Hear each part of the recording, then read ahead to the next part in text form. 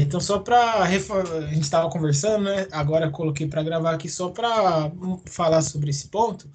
O que que acontece? A gente teve várias reuniões, na verdade, né? Durante a semana passada e muitas conversas aí. Então, reunião entre os professores, reunião entre os professores somente de educação física. Eu tive reunião com outros professores de outro curso que eu dou aula. E a gente vai repor todas as nossas aulas práticas, porque essa é uma disciplina muito prática, né? Basquete, futebol, handebol, natação, são disciplinas totalmente práticas, né? São disciplinas que, claro, ela tem um Muito cunho bom. teórico, mas é um cunho teórico que a gente precisa aplicá-lo, né, na prática. Então, aí a gente conversou e tudo mais, e a instituição está padronizando que todas as disciplinas vão seguir com a sua carga horária prática normal, né? Assim como a nossa de basquetebol. Então, eu conversei com a professora Edmar, a gente tem que dar todo o conteúdo para vocês, teórico, no que for possível, cumprir a carga horária teórica, né? E a partir do momento que voltar às aulas, aí não depende da gente, né? Pode, é um resultado que encontrei na... Aí não depende da gente, pode voltar em junho, pode voltar em julho, pode voltar em agosto, não sei quando vai voltar, mas tudo o que ficou para trás de aprendizagem, né? Prática que nós precisamos jogar, que nós preciso mostrar para vocês, né? A questão do jogo, a questão de ensinar através do jogo, né? A questão das novas tendências em pedagogia do esporte, a questão até de avaliações físicas que a gente consegue fazer durante o jogo, a gente precisa ter isso dentro de quadra, né? Aham. Então, os métodos práticos, por exemplo, de se avaliar a frequência cardíaca durante um jogo, a gente precisa ter em prática. Percepção subjetiva de esforço em relação ao basquetebol, a prática, a gente precisa ter isso, né, no jogo, né, então a gente precisa ter na aula prática. Tendências em pedagogia do esporte, no ensino do basquetebol, método analítico, Teaching Games for Understanding, a escola alemã, né, do Claude Baer, a escola portuguesa do Garganta, etc., a escola espanhola do Juan Pablo Greco, a escola até brasileira do professor Alcides e do Hiller, de outros, né? Então, essas novas tendências em pedagogia do esporte a gente precisa ter na prática. É claro que tudo isso a gente vai falar no momento, né, de teoria, mas a gente precisa aplicar isso na prática. Então, nesse segundo bimestre, após a semana passada, que a gente conversou um monte, como eu falei, várias reuniões, a gente vai ter aula todas as semanas, né? E eu conversei com vocês na segunda-feira passada que nós vamos ter aula todas as semanas, 1 hora e meia por semana, né? Para a gente conseguir aí até a prova de vocês dar todo o conteúdo teórico, né? E aí, quando voltar às aulas, nós não sabemos quando, ninguém tem a resposta disso. Né? A pessoa mais perdida no Brasil em relação a isso é o próprio presidente da República. Então, quando voltar às aulas, aí a gente vai aplicar todos esses conceitos na prática. Até lá, a Beleza. gente tem que se contentar com tudo na teoria. Então, a gente tem que terminar, né, a unidade, até a unidade 4 em relação à teoria. Tudo bem? E aí, Aham, só tranquilo. reforçando, né, o que a gente está gravando, só reforçando a mesma coisa que a gente combinou na aula passada. Né? Como é 1 hora e meia de aula todas as semanas, a gente vai fazer das 18 horas até as 19h30. Né? Então, a gente vai continuar com o combinado das 18 às 19h30. Acabando aqui, eu estou escrevendo um projeto, né? Vou escrever mais à noite quando eu terminar as aulas também. Acabando aqui, vou mandar lá a mensagem no grupo do WhatsApp. Foi um erro meu não ter postado lá no grupo do WhatsApp. Né? Agora eu tenho um celular, graças a Deus. Então, esse aqui era meu É. velhinho de guerra, né? Que não funcionava mais a tela, eu tinha que mexer pelo computador. Agora eu tenho um celular para conseguir falar com todo mundo remotamente e vou postar lá no grupo essa mensagem certinho. Né? Mas eu e a Bárbara, a gente moscou também, devia ter falado, né? O que eu esqueci. Eu fiquei. Achei que você ia falar, eu nem falei também. Mas foi um erro meu isso. Isso foi um erro meu, independente, né? Mas, enfim, agora a gente fica todo mundo falando sobre isso. Aí tem um ponto bacana, porque eu achei que não ia dar tempo da gente falar de alguns pontos, né, da unidade 1, que eu acho que é muito bacana. Como, por exemplo, do esporte do basquetebol paralímpico, da história do basquetebol paralímpico, né? Então, assim, é uma coisa que é muito bacana de se falar. Achei que não ia dar muito tempo da gente falar, mas a gente vai conseguir falar sim, né?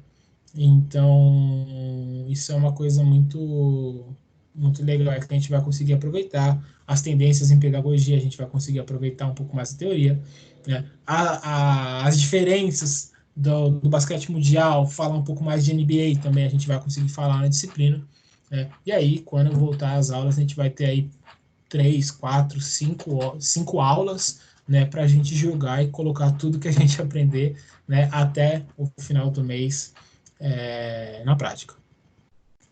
Um outro ponto, tá? Não sei se vocês sabem, mas a gente vai seguir o cronograma, então toda semana, né? Essa, próxima, outra, até quinta-feira, dia 4 de junho, né? Que, na verdade, a prova de vocês vai ser na segunda semana de junho, né? A prova dessa disciplina de vocês, que será no dia 8 de junho, é o dia da prova de vocês da B2, tá? Se voltar às aulas, a gente faz a B2 presencialmente. Se não voltar às aulas, a gente faz a B2. A gente vai fazer a B2 por aqui, provavelmente, conforme a faculdade der o parecer. Ainda a Professor, gente peraí, não tá? sabe. Eu vou enviar o link pro pessoal ali que tá pedindo, rapidão. Tá bom, tá bom.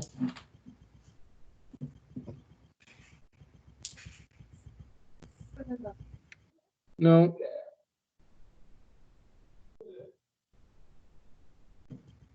Olha, que o professor tinha pedido para avisar. Não, tinha pedido não. Olha, Gabriel, tá aí? o professor esqueceu de avisar que vai ser agora das 6 até as 7h30. Eu vou abrir aqui pra gente. Caralho, mano. Deu merda. Hoje é.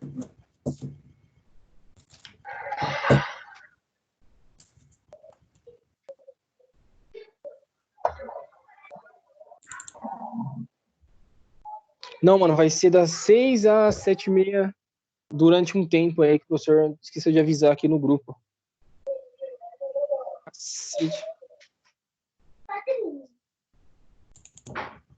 Padrinho, Oi, o que você tá eu fazendo? tô tendo aula, gato.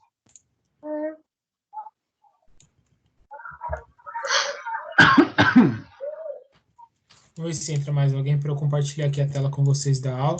Se for entrando gente aí, gente, vocês, por favor, coloquem, aceitem eles aí, por favor, tá?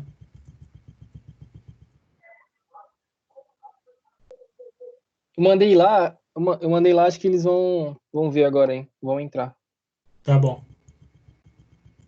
Só tava meio perdido.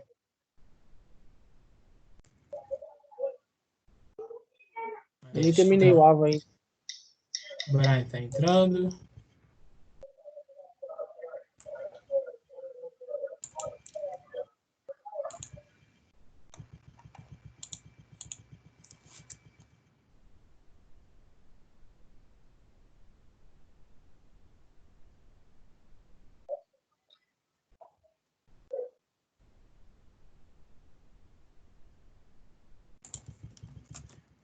Bom, vou aproveitar aqui, tá? E compartilhar a tela com vocês. Abriu aqui, terminou de abrir a minha aula.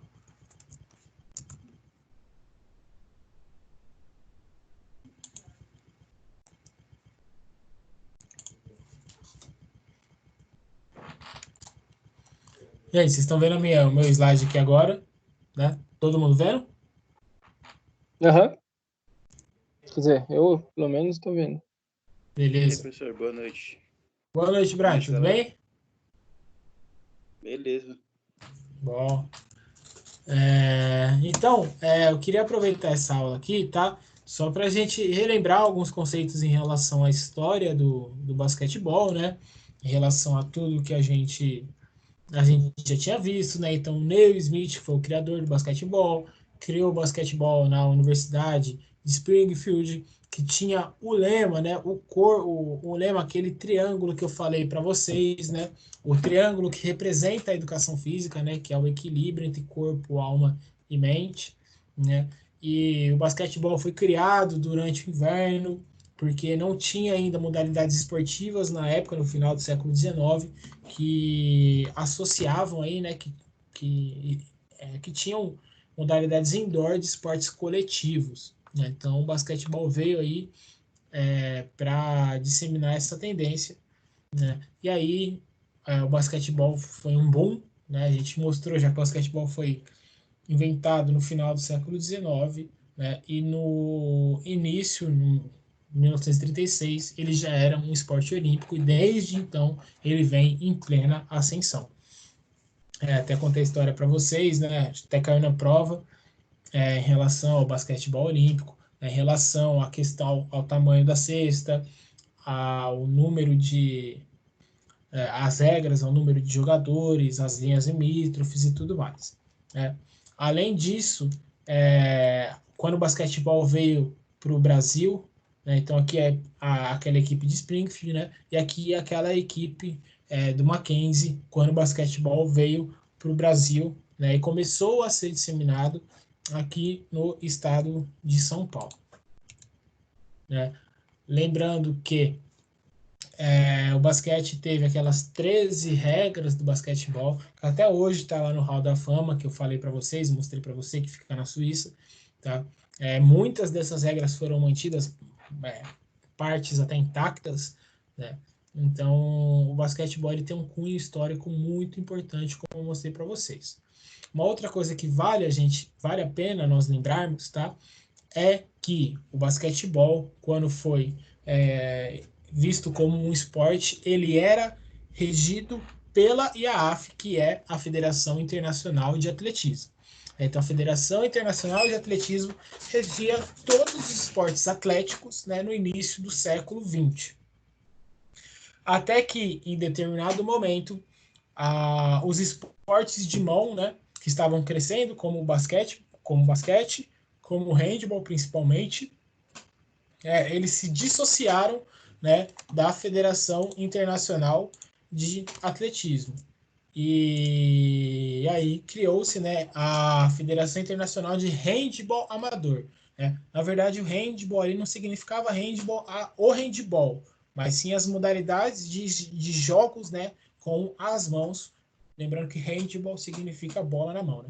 Então, as duas principais modalidades esportivas dessas categorias eram o handball de campo, o handball indoor e o basquetebol, né? E aí, depois de um tempo, em 1934, o basquetebol se dissociou do handball, né? E por isso, em 36, ele foi olímpico, né? Quando ele se dissociou do handball, criou-se a Federação Internacional de Basquetebol Amador, né? Por isso o nome é FIBA e não FIB, porque continuou com o histórico, né, de se chamar aí de se chamar um nome amador, né? Mas continuou com esse nome. Então, a FIBA, desde 34, é a instituição que controla, que rege, né, o basquetebol mundial, né? No Brasil, quem rege o basquetebol é a Confederação Brasileira de Basquetebol, que nós também falamos, tá? A CBB, né? Então, o torneio Novo Basquete Brasil, o NBB, ele é regido pela CBB, que é a Confederação Brasileira de Basquetebol. Além disso, tá? Existe a CBBC, tá? Que é o que a gente vai falar aqui hoje, que é a Confederação de Basquetebol, Confederação Brasileira de Basquetebol em cadeira de rodas, tá? Então, o basquetebol paralímpico é o basquetebol jogado em cadeira de rodas, tá? Então, é para deficientes físicos, tá? Quem rege essa estrutura é a CBBC. Eu tive a oportunidade de ver a seleção brasileira de basquetebol em cadeira de rodas treinando, e é um absurdo. Eles são muito, muito fortes e extremamente rápidos. Extremamente rápidos. É muito legal você ver o altíssimo rendimento que eles chegam no jogo. É muito bacana mesmo, tá? Então, só para lembrar, né, também aqui em relação a uma outra coisa que a gente falou, né, ao logo da NBA, né, o Will Chamberlain sendo aí sendo o ícone, né? O símbolo da NBA, né? Aí, aqui um outro ponto, falando do Naismith, né? E das cestas de pêssego, né? E a gente chegou nas últimas aulas com esse brevezinho resumo aqui, só para a gente lembrar, tá?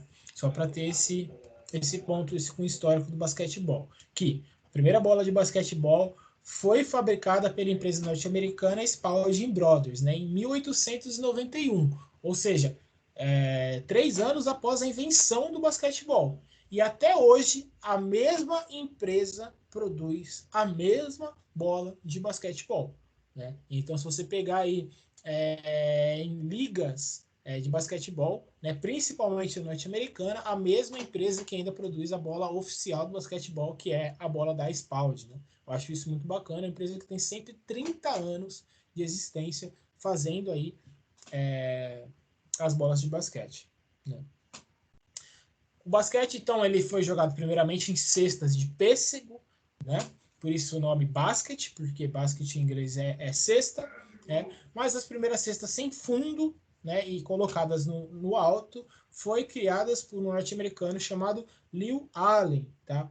E essas cestas foram usadas oficialmente a partir de 1895, que eram aquelas cestas que ficavam a 3,05 metros de altura, né, como falamos na prova.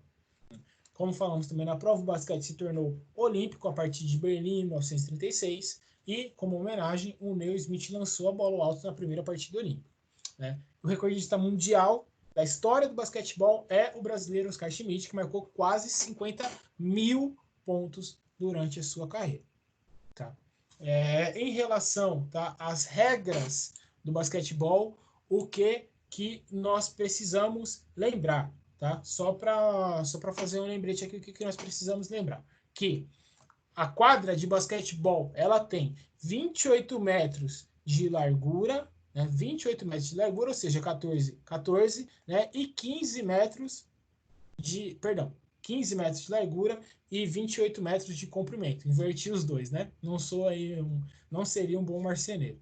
Então são 15 metros de largura com 28 de comprimento, dividido, né, em duas partes de 14 metros. O que nós chamamos? As linhas que fazem o comprimento da quadra, chamadas de linhas laterais, né? Saiu lateral, e as linhas que medem a largura são chamadas de linhas finais. Né? Então, essas são as linhas limítrofes, né? Que caiu também na prova de vocês, aquelas linhas limítrofes. Né? Nós temos a linha, né, de 3 pontos, que é praticamente aí um semicírculo, né, com quase 1 metro de distância da linha lateral.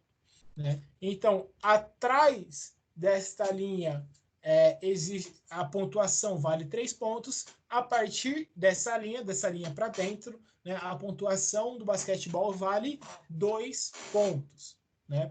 Além disso, nós temos o círculo central, que é onde sai a bola, onde é jogada a bola para o alto, né, o início da disputa do basquetebol. Então, o círculo central é o círculo aí que tem 3,5 metros de comprimento, né, de diâmetro, na verdade, é um círculo, e é onde sai as partidas, né? E também determinadas faltas, dependendo de como for a falta, a reposição é feita a partir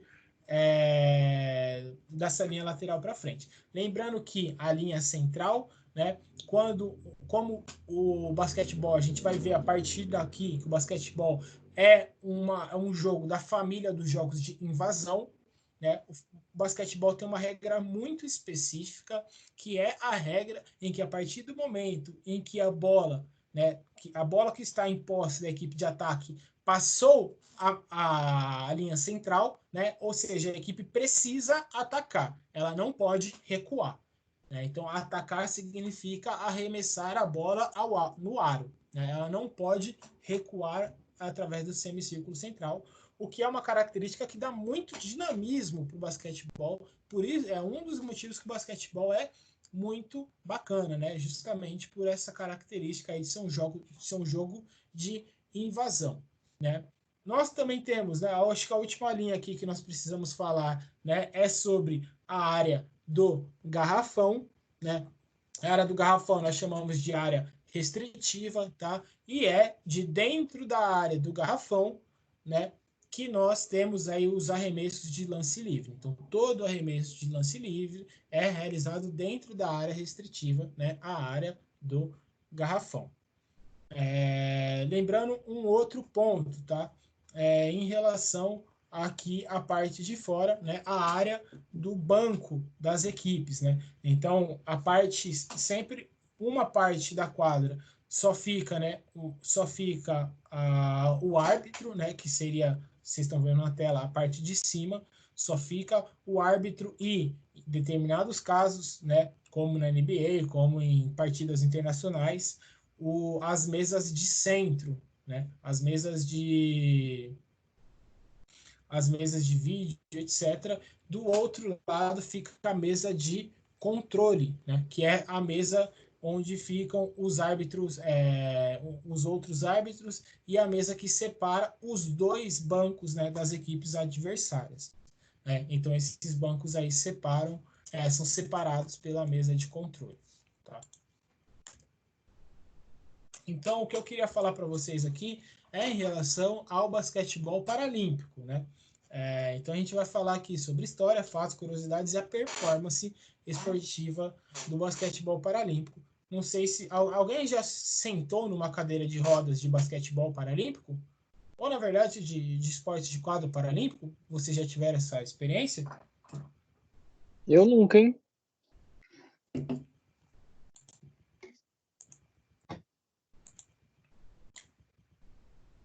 Eu vou pesquisar se...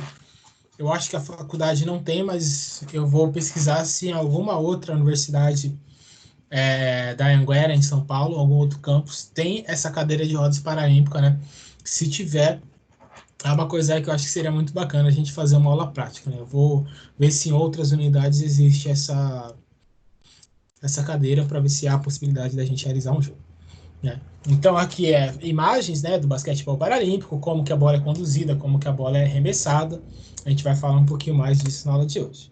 Né? Aqui eu queria passar para vocês, tá? Um vídeo breve, deixa eu cortar aqui, compartilhar de novo com o áudio do sistema. Se vocês não estiverem ouvindo, por favor, me falem, tá bom?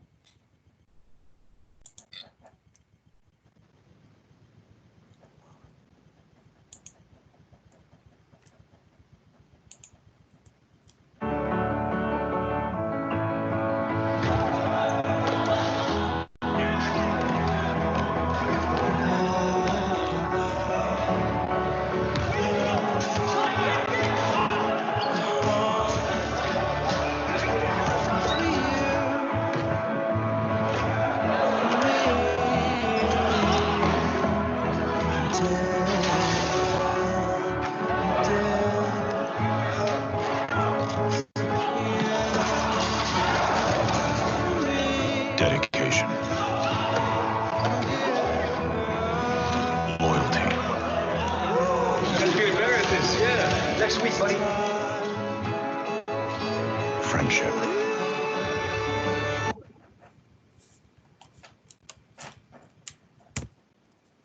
É uma propaganda bem simples aí, né? Mas até cortei um pouco aí para não mostrar marca, essas coisas. É uma propaganda bem simples aí, mas eu acho que é muito bacana, né? Mostrando que o basquetebol, ele tem...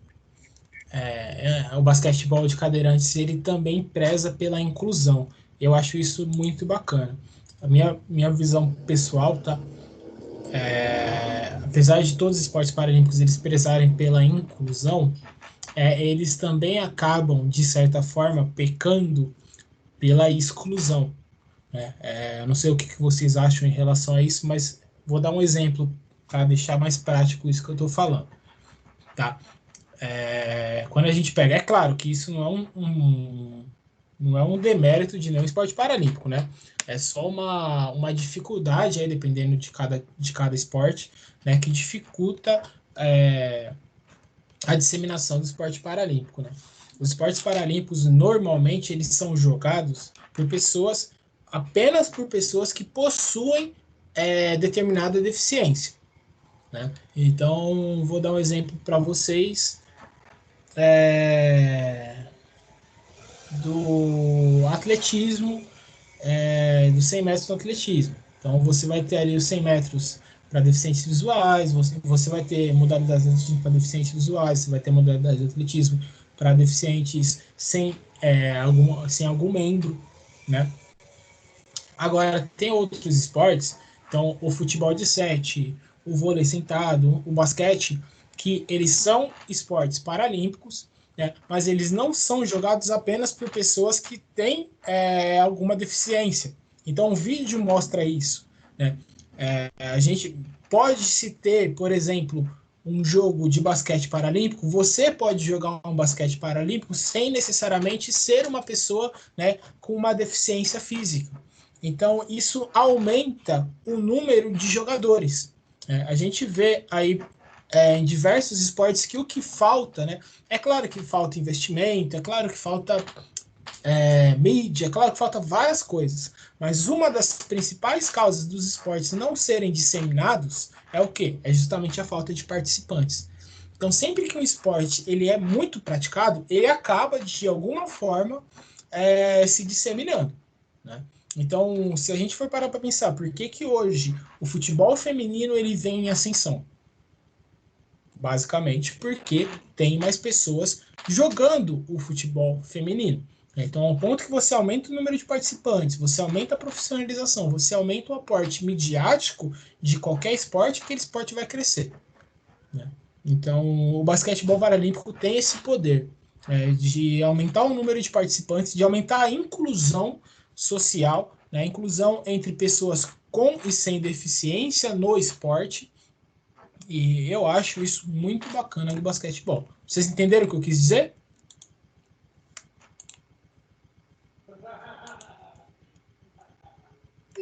Aham, professor. Pra mim, Tranquilo.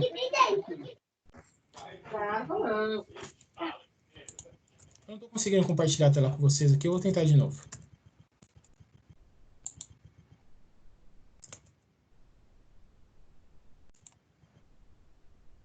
Pronto, acho que vocês estão vendo agora, né? Vocês estão vendo minha tela? Como eu tirei, eu não sei se vocês estão enxergando agora. Dá pra ver, professor. Beleza. Aparecendo aqui, professor. Beleza. Então, para falar de basquetebol paralímpico, né, a gente tem que voltar ao final da Segunda Guerra Mundial. Então, lembrando que o basquetebol paralímpico ficou, o basquetebol olímpico, né, ele se tornou olímpico em 36, né, porque desde que ele começou a ser praticado, ele foi um boom, principalmente em países em países mais frios, né, em países que possuem aí uma temperatura média mais fria, né? Por quê? Porque ele é um esporte indoor, na época não se tinha muitos esportes indoors, né? Mas após a Segunda Guerra Mundial, né, por ter muitas pessoas amputadas, muitas pessoas deficientes decorrentes da guerra, né, principalmente soldados, o basquetebol paralímpico serviu como um esporte para que essas pessoas, né, não saíssem do âmbito esportivo, né? Então, a partir de 1945, soldados americanos feridos retornaram para suas casas com sequelas físicas e psicológicas, né? Então, imagina uma pessoa que voltou de uma guerra, né? Uma guerra que durou vários anos. É óbvio que essas pessoas necessitavam de tratamento e reabilitação, tanto física, quanto social, quanto psicológica, né? Dentre vários outros quesitos. A prática do basquete veio, então, na tentativa de minimizar o sofrimento desses soldados, bem como oferecer uma resposta à população. Então, o governo se viu obrigado, né, a inseri-los na sociedade de uma forma útil. E olha que legal, conta a história que um doutor alemão, ó a ironia, um doutor alemão chamado de Ludwig Goodman criou em 1945 no Hospital Stoke Mandeville o primeiro programa, né, esportivo em cadeira de rodas. Então, como se tinham várias pessoas amputadas em decorrência da guerra, várias pessoas que foram, né, para esse hospital, esse médico alemão criou modalidades esportivas para cadeirantes. Então a gente vê aqui na imagem, tá? Imagens históricas, né? O médico que eu estou falando para vocês, o Ludwig, tá? E aqui as imagens aqui das práticas esportivas para os cadeirantes, né? Então o Ludwig tinha como objetivo minimizar o tédio, maximizar a autoestima e fortalecer os membros superiores para que os soldados pudessem retornar à vida social melhor preparados. Isso em 45, tá, gente? 15 anos depois, o programa surtiu um efeito gigantesco, tá? Em 1960, em conjunto com o Comitê Olímpico Italiano, foi criado o primeiro evento, né, de cadeira para deficientes físicos, né? Primeiro evento de vários esportes em cadeira de roda, né? Então veja aqui, desde 1945, tá? Na verdade, desde 1950, esses torneios já eram realizados, tá? Mas em 1960, os torneios paralímpicos dentro desse hospital começaram a ser internacionais. Tá? E aí ele foi fazer uma pergunta rapidinho. Claro. Desculpa. Pode falar. Ele criou essas modalidades em 1945, né? Aham, perfeito. Aí, só em 1950, os torneios começaram, é isso? Os torneios paralímpicos, né? Dentro do hospital começaram. Então, ele criou os esportes. Então, assim que acabou a Segunda Guerra, ele já meio que criou isso aí, né? Isso. Foi no final Ele tinha que criar algum método de reabilitação para esses soldados. E percebam que, só um ponto, tá? A gente tem que fazer um paralelo. A gente não está falando de pessoas sedentárias, a gente não está falando de pessoas obesas, a gente não está falando... Não, a gente está falando de soldados, tá? Pessoas altamente treinadas, com alto nível de condicionamento físico, mas que tiveram amputações, que tiveram deterioração de membros, né? Que ficaram deficientes físicos, tá? Então, essas pessoas, né, esses soldados, a gente não está falando só de soldado americano, de todos os tipos de soldados envolvidos em guerra, né? E as pessoas que, por motivos além da guerra, também eram deficientes físicos, a gente está falando de pessoas normalmente com alto nível de treinamento que tinham já um histórico de alguma prática esportiva, né? Os exércitos no mundo têm essa característica. Então, imagina para um soldado que era altamente ativo perder as duas pernas. E ficar parado completamente, porque tudo que ele poderia fazer a partir daquele momento ele não poderia mais. Então imagina num hospital, né, europeu a necessidade, né, a quantidade de pessoas com o mesmo problema. Então ele precisou criar uma saída urgente para aquilo. E ele viu essa saída através do esporte. Né? E aí ele criou, né, essas modalidades esportivas, tiro ao alvo para cadeirante, o basquetebol paralímpico, né? E isso começou a surtir muito efeito, né? A prática clínica dele, a prática médica dele começou a ser divulgada ao redor do mundo, né? E as pessoas começaram a ver um propósito no que ele estava fazendo, então começou os torneios, por isso que demorou aí aproximadamente 5 anos para os torneios começarem, né? E a partir de 60, esses torneios começaram a ser em diversos locais do mundo, né? Então, diversas pessoas de outros países, né, foram para esse hospital para fazer os torneios, tá? Como fossem uns jogos de inverno para gente, uns jogos de primavera, entendeu? Entenderam? Deu para entender. Então ele basicamente criou as Paralimpíadas, né? Perfeito. Não é que ele basicamente fez isso, ele fez isso. Ele fez isso. Então, a partir disso... Porque foi um alemão que foi na Segunda Guerra Mundial. Exato. Então, a partir daí que foi criadas as Paralimpíadas, né? As Paralimpíadas inicialmente jogadas apenas por atletas com deficiência física. E vejam a importância do basquetebol de cadeira de rodas, tá? Que era, junto com o tiro ao alvo, naquela época, as duas principais modalidades de competição. Então, desde a primeira edição paralímpica, em 1960, o basquetebol de cadeira de rodas está presente. É o esporte mais antigo das Paralimpíadas. Bacana, né? Caramba, velho, eu não sabia não. Então a gente tem aqui, ó, eu trouxe duas imagens históricas para vocês, tá? O tiro ao alvo para cadeirantes, tá? E o basquetebol para cadeirantes. O Ludwig, tá? Que é o criador das modalidades, tá? Então percebam que era como se fossem jogos universitários, né? Mas que depois acabou virando jogos paralímpicos. E essa imagem aqui é a imagem de 1960, tá? É a imagem do primeiro Jogos Paralímpicos aí da história, né? A primeira equipe de basquetebol dos Jogos Paralímpicos. Entenderam, gente? Tudo bem? Aham. Entendi, tranquilo. Então, seguindo, tá? Então, vamos falar um pouquinho agora. A gente falou um pouco de órgãos, né? A gente tem, né, junto com o COI, né, na verdade, com o COB, Comitê Olímpico Brasileiro, a gente também tem o Comitê Paralímpico Brasileiro, né? E aí, lembra que eu falei para vocês que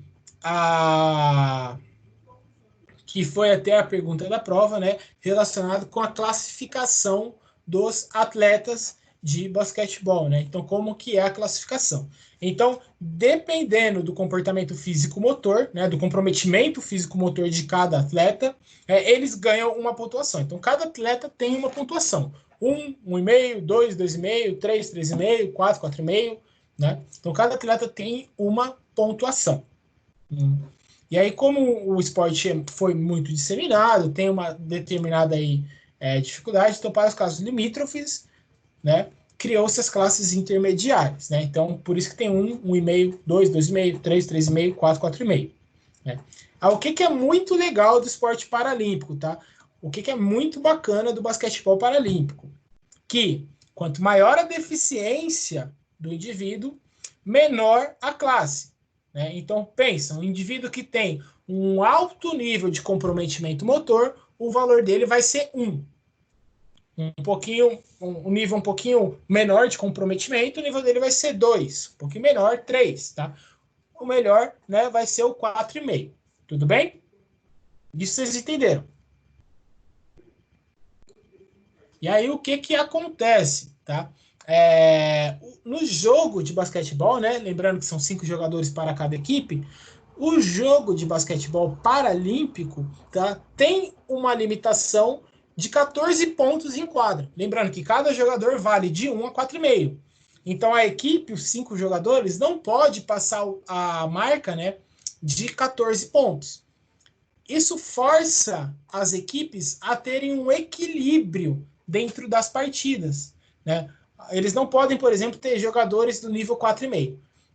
Não podem ter jogadores só do nível 4, tá? Porque excederia o número. Então, eles têm que ter jogadores de diferentes níveis de comprometimento físico-motor. Isso eu acho muito bacana também da gente lembrar. Tudo bem?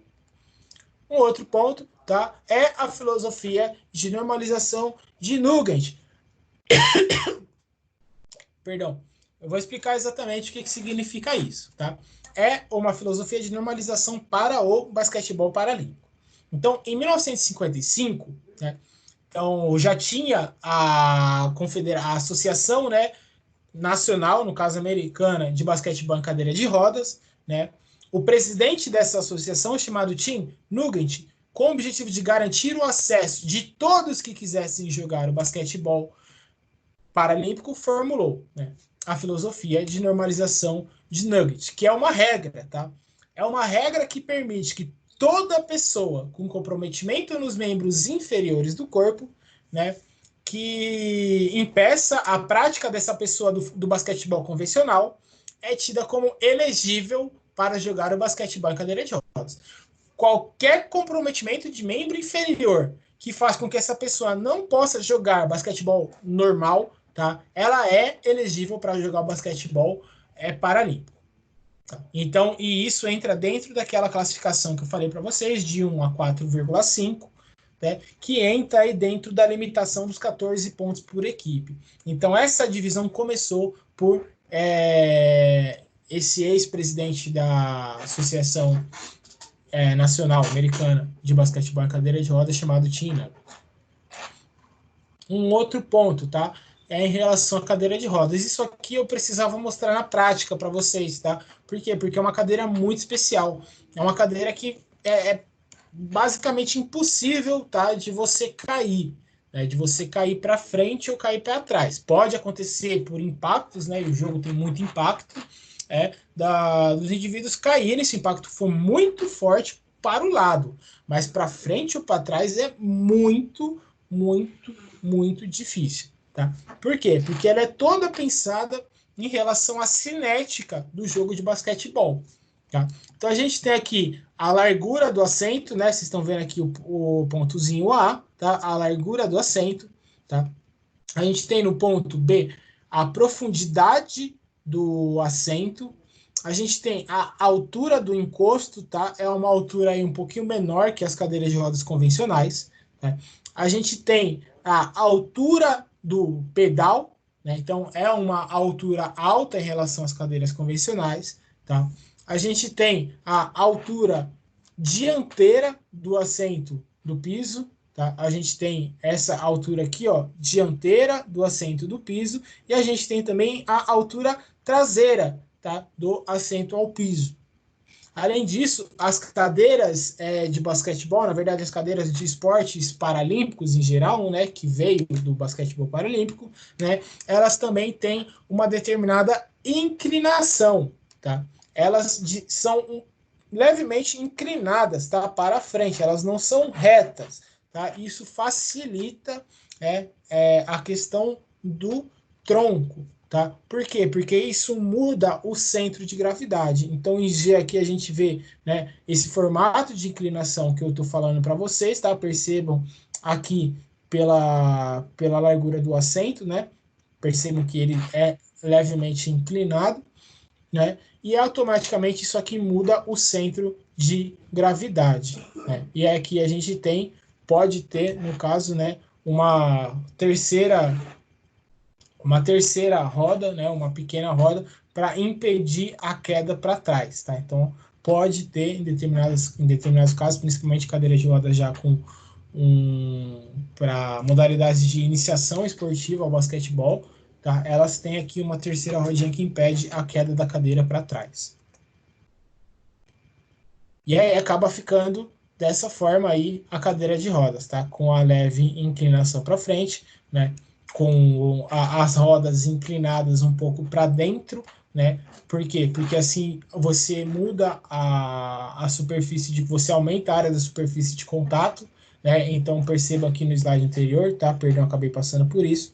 As rodas elas não são retas como uma cadeira de rodas convencional, elas são inclinadas, tá? Elas são torcidas de certa forma, torcidas para fora, né? Justamente porque se tiver impactos laterais fica mais difícil dessa cadeira tombar para o lado, tá? Visto que no basquetebol tem muito disso. A rodinha que eu estou falando traseira, essa rodinha aqui, ó, vocês estão enxergando?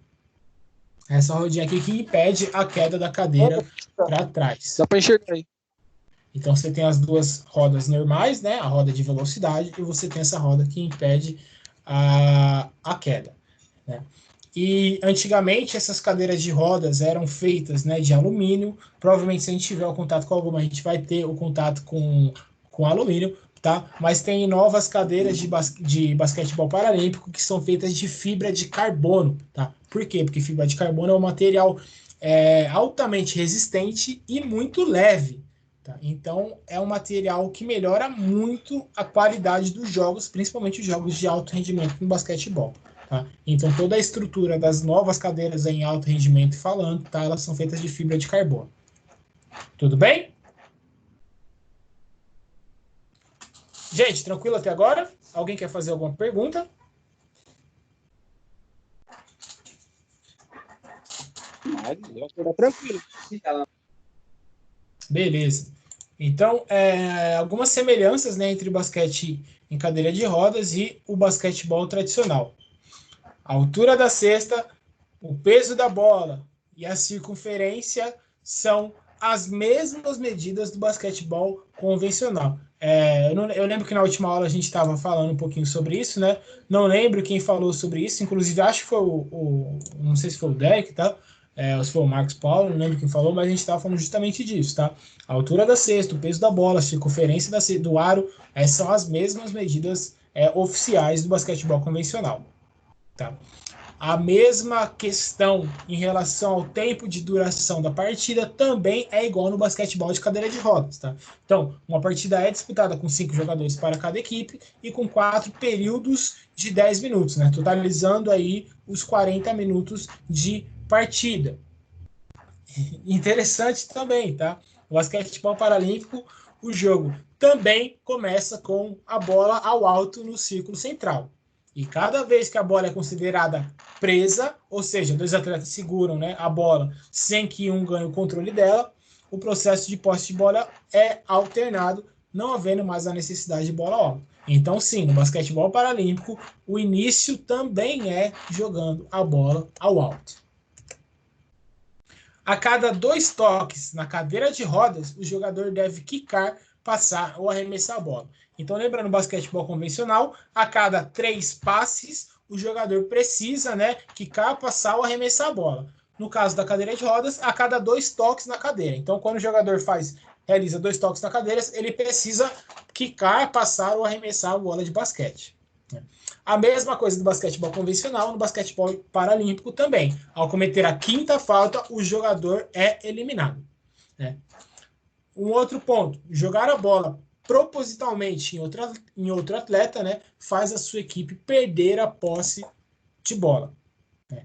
Empurrar a bola deliberadamente com a cadeira de rodas, chutar ou bloqueá-la com qualquer parte da perna ou dar um soco com o punho cerrado, obviamente, né, é uma violação. Mas aí tem um ponto interessante do basquete, tá? Se a bola tocar acidentalmente na cadeira de rodas ou em qualquer parte do membro inferior, né, não é considerado uma violação, tá? Isso aqui é a mesma coisa do basquetebol tradicional. É diferente do handball, que é o outro esporte com mãos indoor, né? Mas é a mesma coisa do basquetebol tradicional. Se a bola bate, não é considerado uma infração. Se marcado de perto, o cadeirante não pode ficar mais que 5 segundos segurando a bola. Por quê? Faz sentido, né? Se tem um marcador, né, na frente do cadeirante, ele sabe que ele precisa. Para ele mover a cadeira de rodas, ele tem que, a cada 2 toques na cadeira, ele tem que passar, quicar, arremessar a bola. Né? Se ele quiser ficar parado segurando o jogo, ele pode? Não, ele não pode. Se tiver um marcador perto, ele não pode ficar mais que 5 segundos segurando a bola. Ele tem que ter alguma ação, né? Isso dá dinamismo ao jogo. A equipe deve sair da quadra de defesa em até 8 segundos, que também é a mesma coisa da regra do basquetebol tradicional. Tá? A equipe tem 24 segundos para atacar e 1/3 disso, ou seja, 8 segundos, para sair da quadra de defesa e ir até a quadra de ataque. Né? Perdão, tá? No tradicional são 7, tá? No basquetebol paralímpico são 8 segundos. Então, um outro ponto que acontece, né?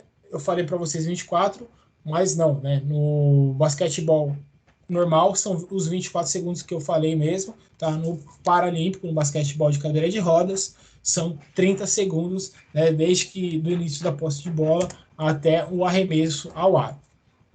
Um outro ponto que vale ressaltar, uma observação, a falta técnica no basquetebol de cadeira de rodas ocorre quando o jogador levanta da cadeira, ou seja, retira os pés do apoio ou usa membros inferiores para obter vantagem.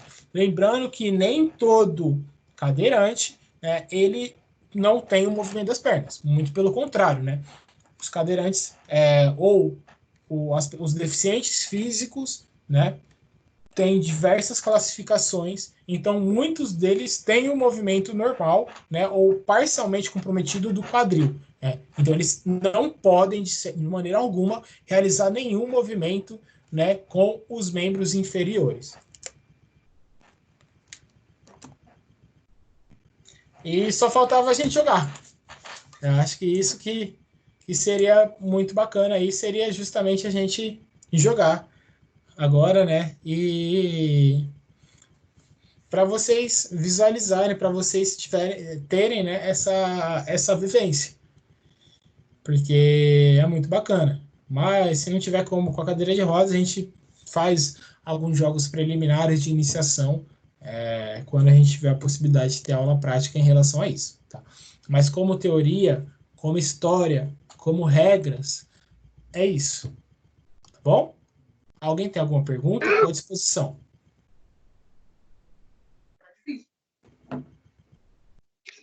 Beleza, professor. Da hora, eu vou ter que. Vou ver essa aula de novo aí. Tá aqui em casa tá uma bagunça. Não, sem problema. Alguém tem alguma dúvida, gente? Alguém tem alguma pergunta?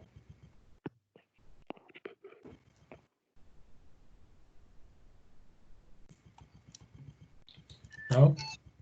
Não. Então eu vou encerrar a gravação, tá? Eu encontro vocês